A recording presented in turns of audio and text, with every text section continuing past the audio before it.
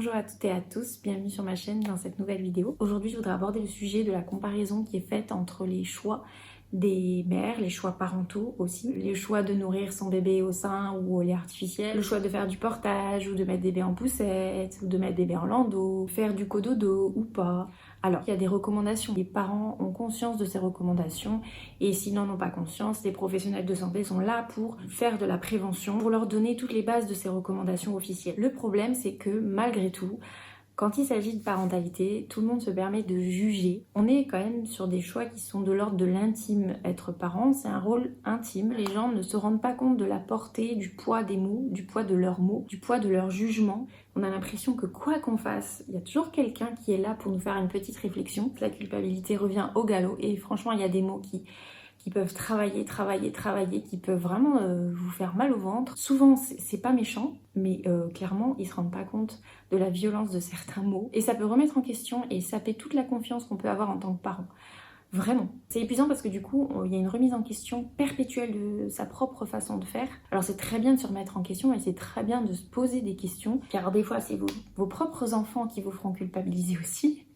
Ils sont très forts. Donc franchement, vous pouvez le dire aux gens quand ils vous font des réflexions qui sont dérangeantes et qui vous gênent, qui vous mettent mal à l'aise ou qui vous sapent votre confiance en vous. N'hésitez pas à le dire parce que ça fait du bien. Sinon, faut essayer de passer au-dessus. C'est pas simple. Vraiment, c'est pas simple. On est dans une société où on a la chance d'avoir le choix. Il y a des pays où les femmes, les mères et les parents n'ont pas le choix. Et puis, il y a même en France certains bébés qui ont des pathologies, certaines mères qui ont des pathologies. Laissons les mères, les parents tranquilles, parce qu'on ne sait pas le vécu des gens, on ne connaît pas leur histoire. Il faut vraiment tourner sa langue dans sa bouche avant de parler et accepter la diversité des façons de faire. Bon voilà, à partir du moment où on ne met pas en danger l'intégrité physique et morale de son enfant, voilà, où l'enfant est en sécurité, où on n'est pas maltraitant, où on n'est pas négligent, laissons les parents faire comme ils le souhaitent. Et en plus, il y a ce truc de comparer les mères aussi sacrificielles, c'est-à-dire qu'on a une sorte d'échelle de la bonne mère, même si j'aime pas ce terme, mais d'échelle de la bonne mère qui serait proportionnelle à son degré de sacrifice envers son bébé, envers son enfant et à son degré d'oubli, de négation d'elle-même. Non, on peut très bien penser à soi et vivre aussi pour soi tout en vivant pour ses enfants et tout en aimant profondément ses enfants. Cette compétition qu'on met entre les mères, c'est dangereux parce que ça crée de la culpabilité, ça peut créer de la dépression postpartum, burn-out maternel, burn-out parental,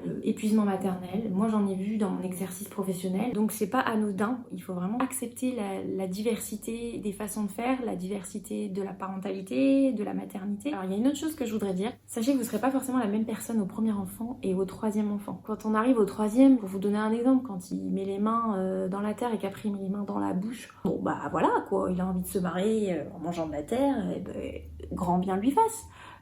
Alors que pour le premier, ça peut être panique à bord. Et le troisième, il bave de la terre pendant 3/4 d'heure. Non mais vraiment, c'est caricaturé. Mais le premier, moi, je me levais avec le stress et la boule au ventre en me disant est-ce que je vais y arriver aujourd'hui quoi. C'était vraiment de l'ordre de ça.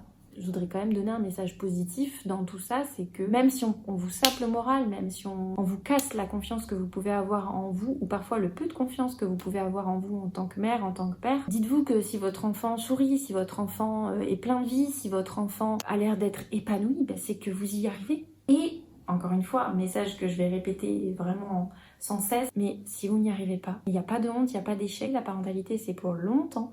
Donc on peut ne pas y arriver à un moment et puis se faire aider et y arriver ensuite. Voilà, vraiment n'hésitez pas à vous faire aider par des professionnels de santé ou par des professionnels de la petite enfance. Donc bon voilà, c'était mon deuxième petit message. J'espère que cette vidéo vous a plu. N'hésitez pas à vous abonner. Je vous souhaite encore bon courage et force à vous.